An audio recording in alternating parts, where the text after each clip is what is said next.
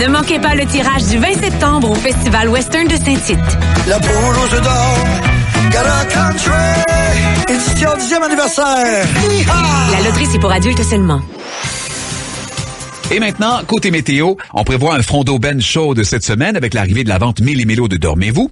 Alors, attendez-vous à un tourbillon de soldes. Le baromètre indique des prix vraiment très bas sur des matelas tout neufs, des démonstrateurs et des modèles de plancher. Et ça, juste parce que les couleurs sont dépareillées. Ce sera donc très confortable lorsque vous irez chez Dormez-vous. La vente Méli-Mélo bouille d'aubaine, alors rendez-vous dès aujourd'hui afin de profiter de la meilleure sélection possible. Toute ma vie, j'en ai rêvé. Les yeux rivés sur une mer ingrate.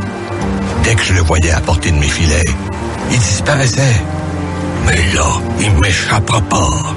Donc, ça va être un sandwich au homard de l'Atlantique 12 pouces? Avec un chip, s'il vous plaît. OK. Vos sandwichs rêvés peuvent se réaliser dans les restaurants Subway. Comme le sandwich au homard de l'Atlantique. De tendres morceaux de homard mêlés d'un soupçon de mayonnaise sur un pain italien. Pour un temps limité dans les restaurants participants. Subway. Mangez fraîche. Cette année, le prix d'entrée à Expo Québec est de seulement 15 $. De quoi rire dans votre barbe à papa. Du 14 au 23 août. Expo Québec. Tout est amusant, même notre prix. Une collaboration des concessionnaires Kia du Québec, Coca-Cola, Budweiser, Tim Hortons, Pro Garage Québec et la financière Sun Life. Visitez expoquebec.com. Choix 98 Radio X. Pour avoir une promo avec des prix aussi bas, Renault Dépôt a dû engager les comédiens qui coûtent le moins cher. Denis, Renault Dépôt fait une promo qui s'appelle « Les fils se touchent ». Quoi? 20% de rabais sur les produits d'électricité. Chauffage. Wow, ça va chauffer. 25% sur toutes les ampoules. C'est brillant. 30% sur tous les luminaires. Ça m'allume. Pas autant que moi, j'espère. La promo Les fils se touchent jusqu'à dimanche chez Renault Dépôt. Détail en magasin. Pour l'emprunt le plus important de votre vie, votre hypothèque, alexandrewallet.com. Pour payer moins d'intérêts, alexandrewallet.com. 5 ans variable à 2,1 % notaire payé. Appelez maintenant alexandrewallet.com. Lui, il négocie. Un beau matin, toute la famille avec le chien, ça sentait bon, on était bien, il faisait beau. On n'était pas si tôt parti que ça s'est mis à tomber à Sio. On était mûrs pour des godots. J'avais laissé mes fenêtres ouvertes. Dépêche-moi, appelle Calinette. Et les godots sont toujours bêtes. Dépêche-moi, appelle Calinette. Dépêche-moi, appelle Calinette. Vous mangez vos émotions? Vous voulez perdre du poids? Les vacances sont finies. Go! On choisit la santé. Depuis 12 ans, Alimentation Revivre vous aide à changer. Visionnez nos témoignages sur alimentationrevivre.com. Alimentation Revivre. Se choisir, c'est revivre. Sainte-Foy Hyundai met le paquet sur la liquidation autorisée Hyundai. Dernière chance d'obtenir jusqu'à 4 000 $ de rabais sur le Santa Fe 2015. Ou repartez au volant d'un démo avec des rabais encore plus incroyables. Profitez-en. Sainte-Foy Hyundai, meilleur à tout prix. 98 Toujours Radio X.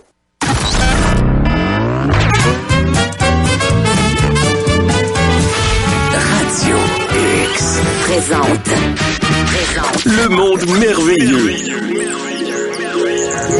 d'André Arthur. Le monde merveilleux d'André Arthur avec André Arthur. Déjà la journée numéro 4, jeudi. On vous souhaite une bonne heure de lunch et c'est déjà le temps d'accueillir le monde merveilleux d'André Arthur dans Moreau en jazz. André, mes hommages. Bon jeudi matin, déjà. Bon jeudi. On a juste traversé le nombril de la semaine hier et on s'en va tranquillement vers la fin de semaine. Ça fly, hein? Aujourd'hui, il va y avoir les chèques de paye, donc les bars vont être pleins. Oh! Alors, oui, la fin de semaine commence. Et oui. Tranquillement, on va se dire, la semaine prochaine, ça va être vers le chèque de fin du mois. Voilà. La vie est belle. La vie est belle. Le monde n'arrête pas de tourner. Et André, je parlais que ça fly dans le sens que ça va très vite. Justement, premier dossier. Et je sais que c'est un dossier qui te touche particulièrement, le domaine de l'aviation. J'aime l'aviation. Il est arrivé quelque chose en avril. Nous, on s'est peut-être passé inaperçu dans le flot de nouvelles, mais toi... disons que la raison pour laquelle c'est passé inaperçu, c'est parce que c'était pas si important que ça. Un avion, un Metroliner, qui est un avion très vieux, une quarantaine d'années, qui ne transporte plus de passagers, mais qui est utilisé largement par les compagnies minimes, les petites compagnies, pour faire des petits contrats de cargo. Tu sais. Quand on voit FedEx se déplacer avec un 747 ou un 767, on se dit « Wow! » Mais ça prend bien des petits avions pour amener ça à Mirabel, pour remplir le 747 qui, lui, va s'en aller au Tennessee. Bon, c'est comme une roue de bicycle. Alors, en avril dernier, un appareil de Carson Air, qui est une petite compagnie familiale de Kelowna en Colombie-Britannique, s'écrase. Il décolle de Vancouver à destination de Fort George, dans le nord de la Colombie-Britannique. Et à peine quelques minutes après son décollage, il tombe dans les montagnes au nord de Vancouver. Les gens ont l'impression qu'il s'est désintégré en vol. Et on trouve les cadavres des 2 pilotes. Et après avoir trouvé les cadavres des 2 pilotes, on fait différents tests. Et hier, on apprend que le coroner établit que le capitaine de bord, M. Brand, un homme de 34 ans, était complètement sous. Sous à point, je pense que c'est point 24. Donc, c'est 3 fois plus. 3 fois plus que le minimum pour une voiture. Oui. Et 24 de trop pour un pilote. Parce que les pilotes, c'est comme d'ailleurs les routiers au Canada. 0. C'est 0. OK. Et si c'est 0, ça veut dire que eux, ils ont une espèce de dicton dans l'aviation.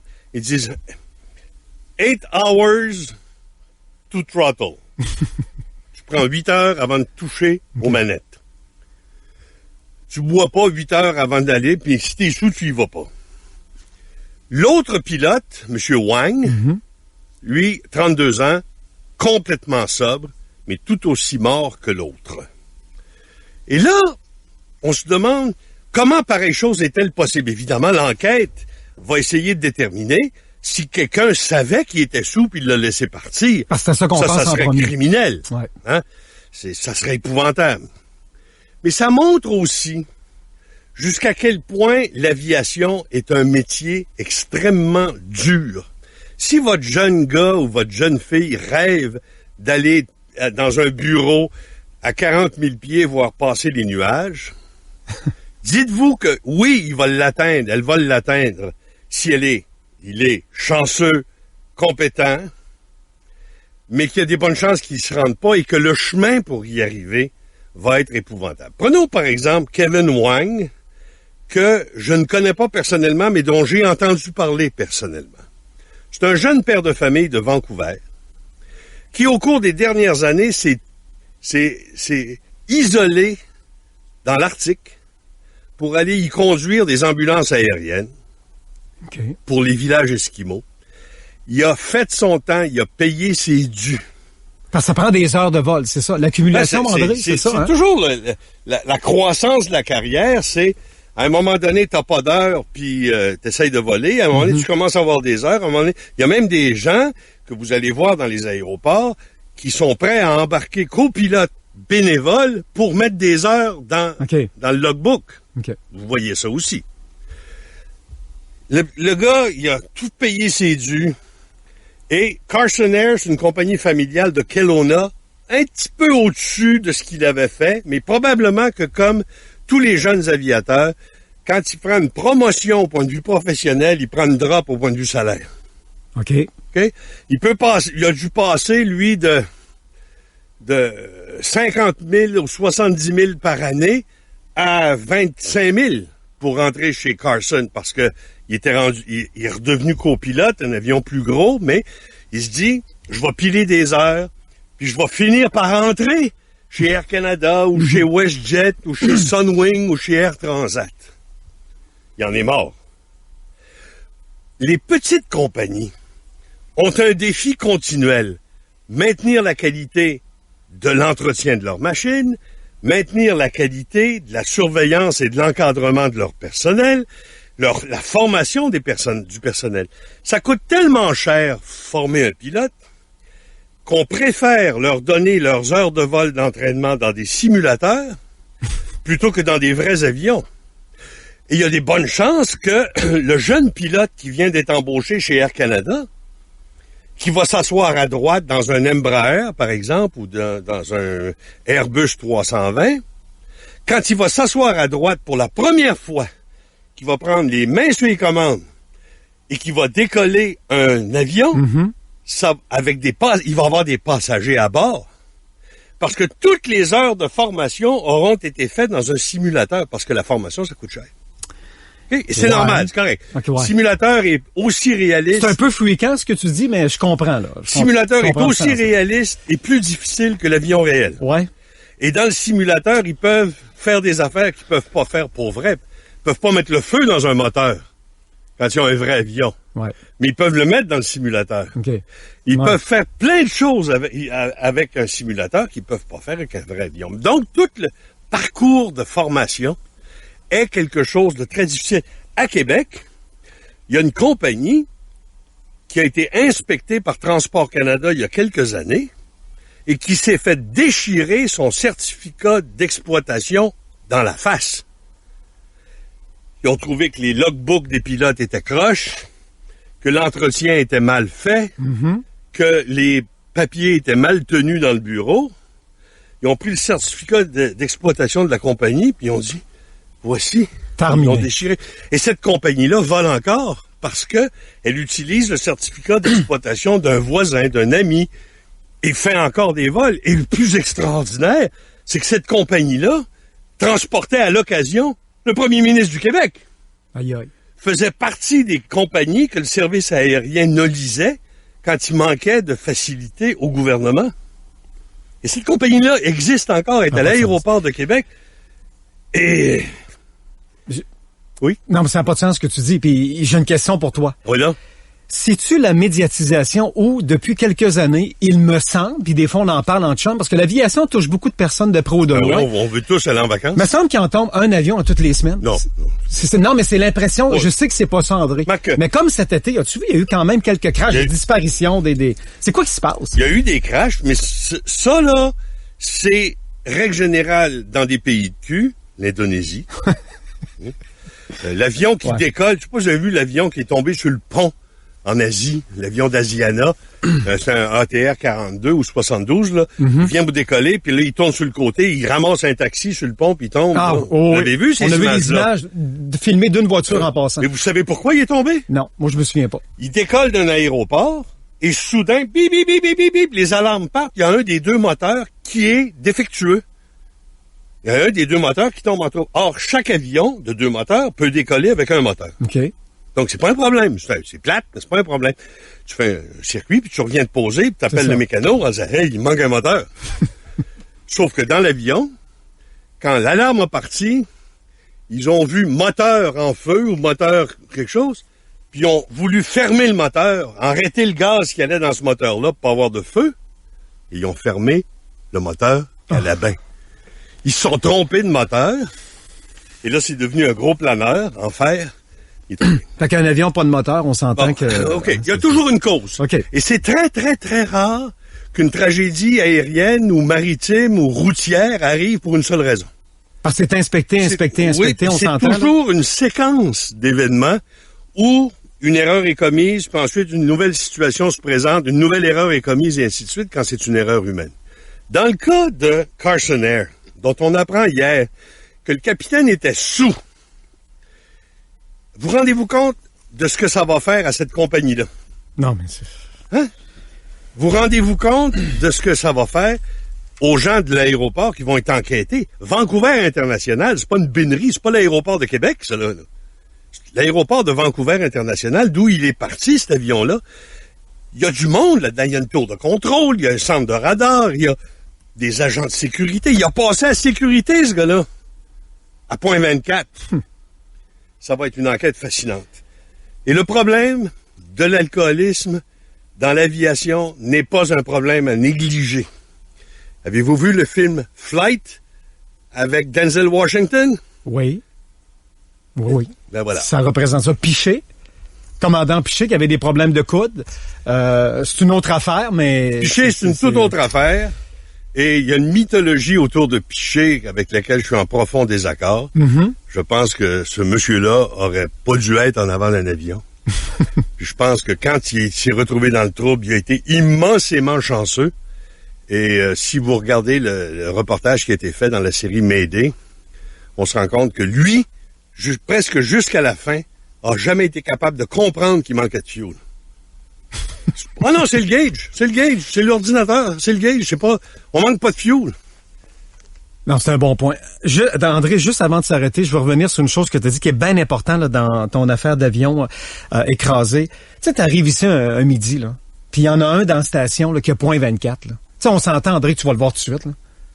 Je peux pas croire. Ben, j'espère. Alors, moi, c'est ça que je trouve épouvantable. Ce gars-là est passé à travers des gens, des agents de sécurité, je sais pas trop quoi. Personne s'en a aperçu. Et à la dernière minute, ça se peut pas. Le petit copilote, Kevin Wang, 32 ans, qui rêvait d'aller pour Air Canada ou pour WestJet. Ce petit gars-là de 32 ans, est-ce qu'il est mort parce qu'il était gêné? Est-ce qu'il s'est dit, si je débarque, ou je le fais débarquer le capitaine, ou j'appelle la police, est-ce que c'est ma carrière qui va être flambée? Est-ce que c'est moi qui va passer pour un emmerdeur? Est-ce qu'il est mort parce qu'il était timide? Tu sais, tu l'as en auto aussi, là. Je sais pas si vous vous rappelez, il y a des années, sur la Grande Allée, il y avait des filles qui étaient mortes dans une auto à peu près à 160 km/h, presque devant la station, devant le bois de Coulon. Je m'avais pogné un arbre, puis les souliers d'une des filles étaient allés perforer le radiateur d'une auto qui s'en venait dans la voie différente.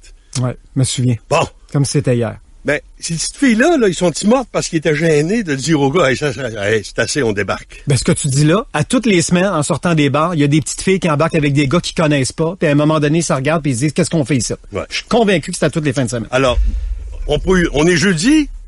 OK? On va sortir d'un bar à soir? Hey! Faudrait pas mourir juste parce qu'on est gêné, hein? S'il vous plaît. On s'arrête, petite pause. Le monde merveilleux d'André Arthur, partie 2, dans 2-3 minutes. Le monde merveilleux d'André Arthur. Radio X. Dans le domaine de l'automobile, le prix, c'est toujours important, mais oubliez pas le service. Ça, c'est du long terme. Maison Chrysler de Charlesbourg, les deux sont des priorités. Si vous avez un Ram, un Jeep, un Dodge Caravan, c'est un message qui s'adresse à vous. La Maison Chrysler de Charlesbourg veut votre véhicule et vous garantit le meilleur prix. Pour le prix, pour le service, le petit détour, le détour payant, la Maison Chrysler Charlesbourg. Bon, ça recommence. L'école. Toute bonne chose a une fin. Et même si l'été te coûtait cher, t'as besoin de bien t'équiper pour la rentrée. Chez Electromike, tu vas trouver la plus vaste sélection d'ordi, laptops, tablettes et accessoires pour le retour en classe. Et avec maintenant ses 2 succursales, Electromike va t'offrir des méga rabais, des nouveautés, des exclusivités et des super promos qui vont te donner envie de retourner à l'école. Les meilleurs prix et le meilleur service chez Electromike. Toujours sur Frank Carrel et maintenant au Carrefour Saint-Romuald à côté du La Tulipe. Après son grand succès, l'événement Les 3 jours de la Mazda 3 est prolongé jusqu'au 31 août. Et là, je suis chez Mazda parce que c'est la dernière chance de se procurer la Mazda 3 Skyactiv 2015 avec l'offre de financement à l'achat de 90 jours sans mensualité. Ou obtenez 1500 $ de rabais à l'achat comptant de la Mazda 3 Sport GX 2015. Mais faites vite, les 3 jours de la Mazda 3, c'est seulement jusqu'au 31 août. Et les Mazda 3 partent vite. Mazda, t'es rendu là. Certains montants peuvent être payables à la livraison, certaines conditions s'appliquent. Détails à Mazda.ca. Un beau matin, toute la famille avec le chien, ça sentait bon, on était bien, il faisait beau. On n'était pas si tôt parti que ça s'est mis à tomber à Sio, on était mûrs pour des godots.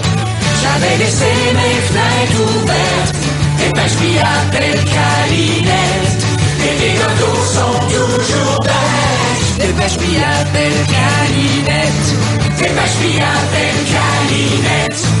Hyundai Accent 2012 adjugé pour 10 000 $. On passe maintenant à la rutilante Pacer 75, surnommée l'Aquarium.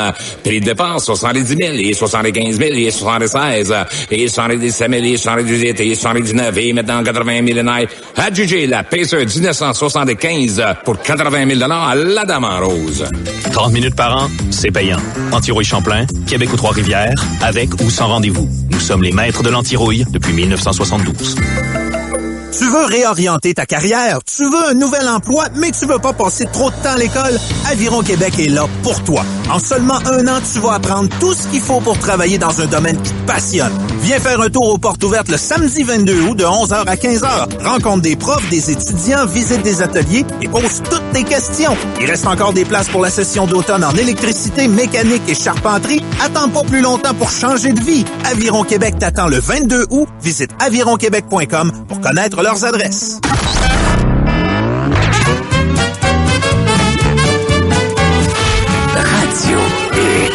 présente. Le monde merveilleux d'André Arthur.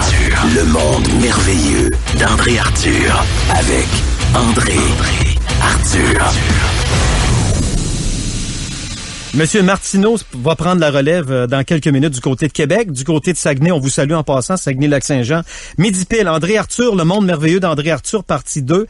Là, on tombe dans la fameuse austérité, qui est peut-être un des mots qui a été le plus prononcé depuis 1 an et demi, mais j'essaie de comprendre. Puis... Ça fait 1 an et demi que j'essaie de me faire une idée. Est-ce que on est vraiment dans un régime d'austérité ou si on nous a boucané un écran de fumée pour nous faire croire qu'on respectait les payeurs de taxes, qu'on arrêtait de gaspiller puis de dépenser de l'argent ridicule, ou si vraiment, là, il y a quelqu'un qui a juste décidé, pourquoi on leur dirait la vérité? Les Québécois, ils aiment ça se faire mentir. Et je reviens, M. Couillard n'est pas le premier politicien à nous compter des pipes. C'est pas le premier et c'est pas le dernier. J'espère. C'est pas le pire. Mais dans son cas particulier, il y a quelque chose qui me fascine. Il est médecin. Et de toutes les professions, les médecins sont très souvent ceux qui considèrent que c'est leur devoir de nous mentir. OK. Hein? Bon. Okay. D'abord, quel genre d'homme ou de femme devient médecin? Qu'est-ce qu'il faut faire pour rentrer à la faculté de médecine? Ça prend une intelligence au-dessus de la moyenne. Il faut être un premier de classe. OK? Incroyable. Parce que l'intelligence, ça se mesure pas, ou ça se mesure difficilement, mais les résultats scolaires. Ouais. Rappelez-vous de votre temps à l'école. Je suis pas sûr que ça me tente. Rappelez-vous de votre temps au collège. Ouais. Rappelez-vous de qui étaient les premiers de classe dans votre classe. C'était des frics. C'était des gens pas équilibrés. Et c'était presque toujours des gens qui se prenaient pour d'autres. C'est ça, un premier de classe. Un premier de classe, là, je dis pas qu'il faut être dernier. J'ai bien plus de respect pour ceux qui sont dans la moyenne supérieure que ceux qui sont en tête, au point de vue académique. Parce que, pour être premier de classe, faut être un peu weirdo. Ouais. N'est-ce pas? Et il faut surtout se penser meilleur que les autres. Bon, j'imagine qu'il y a des exceptions, mais dans ce que tu dis, c'est ça. Il y a toujours des exceptions, OK? Il y a des nerds, on appelle ça des nerds, là. J'espère que tous ceux qui m'écoutent savent que quand je parle, il y a toujours des exceptions, mais je n'ai pas le temps de m'en occuper. OK? Le premier de classe n'est que très rarement. D'ailleurs, j'ai des médecins qui sont mes amis, puis je sais que c'est pas des menteurs, puis je sais que c'est pas des gens qui se prennent pour d'autres. Il y a des exceptions. Mais le premier de classe, par définition, c'est quelqu'un qui est pas tout à fait normal. C'est lui qui devient médecin. Et règle générale, maintenant, c'est elle qui devient médecin, parce que les premiers de classe, au secondaire et au collège, c'est toujours des figues. C'est presque 8 sur 10, là. Voilà. Alors, voici un homme qui est entré en médecine parce qu'il était premier de classe, qui a fait une belle carrière de médecin et qui se retrouve en politique. Or, les médecins sont les seuls professionnels avec qui on fait affaire. On tolérerait pas qu'un avocat nous mente, qu'un notaire nous manque, qu'un comptable nous compte des menteries. On tolérerait pas ça. Mais le médecin, lui, c'est pas grave. Oh non, il te reste 6 mois. Non, on a trouvé quelque chose, mais on n'est pas sûr si c'est cancéreux. Il te mente du matin au soir. Pourquoi il te mente? Pour ton bien. Pour pas te faire de la peine. Faire passer la pilule. Pour faire passer la pilule. Menteur comme un arracheur de dents, peut-être que ça touche aussi les dentistes. Oh non, ça fera pas mal. Aïe, aïe! N'est-ce pas? Vous sentirez rien. Ben oui. C'est ça. Ouais. Et Couillard, on l'a déjà pogné à mentir. Quand il était ministre de la Santé, et qu'on avait décidé au Québec de se préoccuper d'un problème qu'on a complètement oublié, puis qui est aussi grave qu'avant, le Clostridium difficile, le C difficile. OK, ouais. Le choléra nordique, la maladie des hôpitaux, la diarrhée qui tue. Quand on a eu ce problème-là, à un moment donné, pendant que les journalistes posaient des questions, on a décidé de sortir des chiffres. Combien de gens ont le C difficile? Combien de gens en meurent? Rappelez-vous de cette époque-là? Ben, c'est épouvantable. Entre autres, c'est encore épouvantable, mais là, on le cache. Ouais. Pourquoi on le cache? Parce que le ministre de la Santé, un dénommé Couillard, a dit, les gens comprendront pas. Il faut être médecin pour comprendre ça. Donc, on donnera pas les statistiques publiques parce que ils sont pas médecins, ils comprendront pas. On va leur cacher ça, on va leur mentir, on va leur faire croire que tout est correct. Avez-vous vu hier Barrette justifier ce qui se passe à Trois-Rivières dans la Maison de Vieux, la résidence Cook? Ça respirait la manipulation. Il parlait d'une façon incrédible. Encore un médecin qui nous ment dans la face. Ouais. Ben, est-ce que, par hasard, la politique du gouvernement de Couillard de l'austérité, ça serait un mensonge? Ben, c'est... Une pipe? Un écran de boucan? Regarde bien. Est-ce que c'est pas le même gouvernement qui vient d'annoncer qu'ils vont dépenser 3 à 5 millions de dollars, ça va monter à 10, pour creuser un tunnel en arrière des chutes Montmorency pour qu'on puisse aller mettre notre main en arrière de la chute? C'est cute, André, ça? C'est très cute! C'est très cute. Mais 5 millions d'argent qui n'ont pas gagné, mais que toi puis moi, on a gagné, puis que les gens qui nous écoutent ont gagné, puis ils vont payer en impôts. Est-ce que c'est normal qu'on dise en même temps qu'on est en austérité, puis en même temps qu'on va mettre 5 millions pour creuser un... Oubliez pas qu'au chute Montmorency, il y a presque personne qui va là à l'année. Pourquoi personne va là? Pas c'est pas beau. C'est magnifique. Ça coûte 20$ pour rentrer avec ta famille. Ben, ils entendent parler, tout le monde va là. Une gang de fonctionnaires qui se masturbent l'esprit à croire qu'ils sont intéressants et qui se permettent de charger 20$ pour rentrer voir. Tu sais, bon. Famille de 4, 80$, on oublie. Non, c'est 20$ pour la famille, là. OK. Mais c'est épouvantable. Il n'y a rien qui justifie un paiement pour rentrer à la chute Montmorency. À rien. Puis tu payes en bas et tu payes en haut de la chute.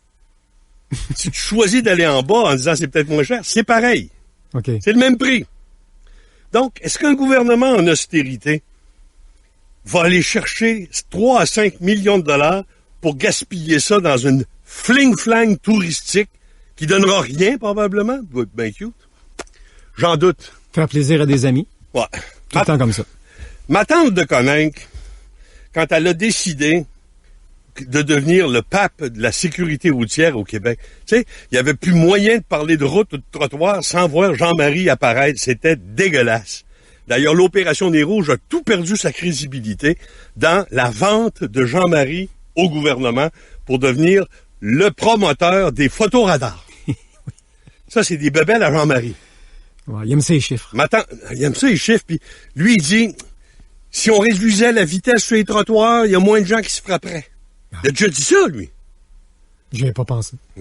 Alors, pour ça, on a décidé, étant donné que on a besoin d'argent, puis que Jean-Marie va être là pour applaudir, parce qu'il est payé, ou en tout cas, il est peut-être pas payé en argent, mais il est payé en vanité, pour être le porte-parole gouvernemental en matière de sécurité routière, on a décidé d'acheter d'autres photoradars. Ben, il semblerait qu'ils ont réussi à truquer la soumission en faveur de CGI, que le concurrent de CGI dit on vend des photoradars à la grandeur de l'Amérique à moitié prix de CGI, puis on n'est pas capable de vendre au Québec parce que les fonctionnaires ont organisé les soumissions pour que ça soit CGI qui gagne. Est-ce qu'on est en austérité quand on permet ça? Non, c'est inconcevable. Hein? Okay? Ça va coûter une 30aine de millions de dollars au lieu d'en coûter une 12aine pour des patentes dont on n'a pas vraiment besoin. C'est le cas. Est-ce qu'on est en austérité? Bullshit! Des mensonges de docteurs. Ça fera pas mal. L'Aquarium de Québec. Ah. C'est un endroit extraordinaire. Ben, comme les chutes. Comme les chutes, mais l'aquarium, il y a vraiment des choses à voir. T'amènes tes enfants à l'aquarium. Ça a-t-il besoin d'être gouvernemental, ça? Penserais pas. Ça réussit à perdre 10 millions par année de déficit malgré la crowd. Prends l'aquarium de Québec, vends-les 1 piastre. au village Valcartier ou à n'importe quel opérateur touristique un peu futé. Puis c'est pas 10 millions de pertes, ça serait 10 millions de profits sur lesquels la compagnie payerait des impôts. Parce que tu as raison, André. Moi, je pars de Saint-Nicolas pour venir ici. Donc, je passe tout le temps à côté de l'aquarium. C'est tout le temps plein. L'été, là, c'est plein. Et ils réussissent à perdre 10 millions par année. Est-ce qu'on est en austérité quand on pourrait, d'un simple trait de plume, prendre tous ces fonctionnaires-là puis leur dire « Hey, vous allez maintenant travailler pour l'entreprise privée. Ceux qui veulent pas, vous pouvez rester au gouvernement jusqu'à votre retraite. Ça va coûter moins cher de vous payer que de mettre 10 millions par année dans votre aquarium. » Parce que tu parlais du prix des chutes tout à l'heure, là, le 20 qui fait reculer bien des gens. À l'aquarium, ils ont baissé leur prix depuis quelques années. Fallait quasiment hypothéquer ta maison si tu voulais emmener ta famille là. Ouais, mais c'est les gens là. Ouais. Mais d'où vient un déficit? C'est les jobs inutiles, les gaspillages, les mauvaises décisions, l'incompétence fondamentale des fonctionnaires. 10 millions de pertes par année. 10 millions, tu penses? OK. Comment peut-on donner des bonus aux employés de la Société des alcools du Québec alors que les ventes diminuent? Puis on est en austérité alors que cet argent-là appartient au public, dans le moment, devrait être remis au gouvernement pour réduire nos impôts. Non. On paye des bonus à des incompétents qui réussissent année après année à réduire leur chiffre d'affaires. Et pourtant, on nous dit qu'on est en austérité. Bullshit! Ça peut pas être vrai. Sur la colline parlementaire, et je suis pas capable de savoir combien ça coûte, mais ça perd des millions par année. Le restaurant Le Parlementaire, opéré par des fonctionnaires. Comment peut-on se permettre, quand on est un gouvernement civilisé, d'utiliser les locaux du gouvernement, les employés du gouvernement, à perte pour faire concurrence au resto du quartier latin? C'est immoral. T'as des gens à la grandeur de la Grande Allée qui payent leurs impôts par le nez, qui payent des taxes à n'en plus finir, qui endurent les inspecteurs corrompus et incompétents du ministère de l'Agriculture qui viennent vérifier une niaiserie, là, à quelle température? Ces gens-là payent des impôts.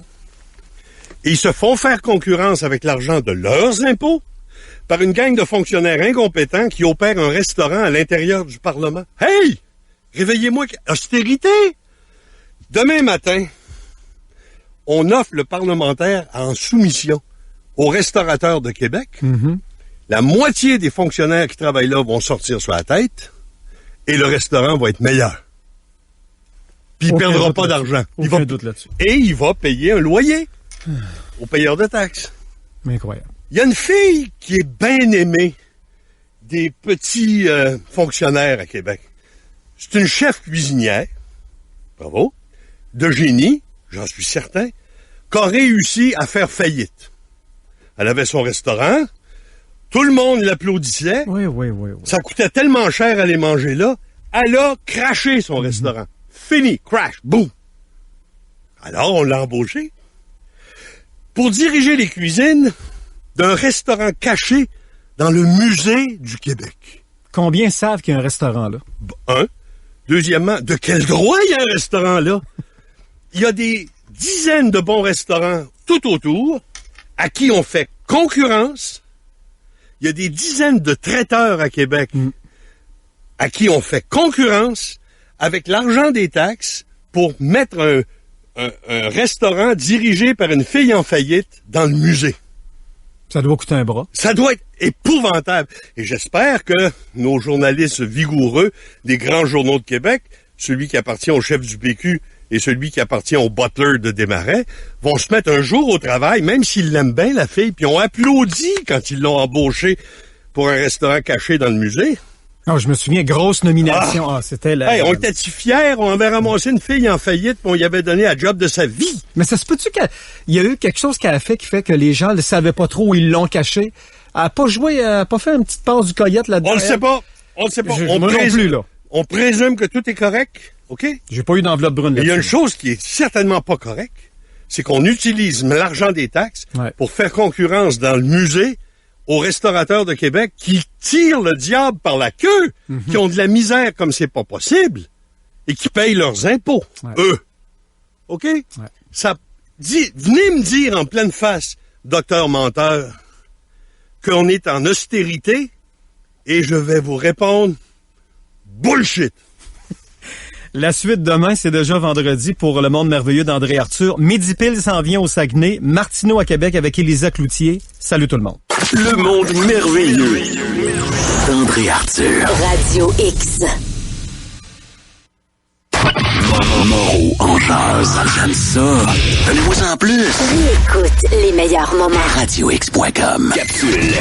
Radio X. Capsule événement. T'as envie d'un changement de carrière? Mais viens rencontrer l'équipe d'Aviron Québec le samedi 22 août à leur journée porte ouverte de 11h à 15h. Électricité, soudure, mécanique, charpenterie et plomberie, tous les enseignants seront là pour répondre à tes questions. Visite le avironquebec.com pour toutes les informations. La grande course CBI, organisée par les cliniques CBI Excellence Physio et Réalité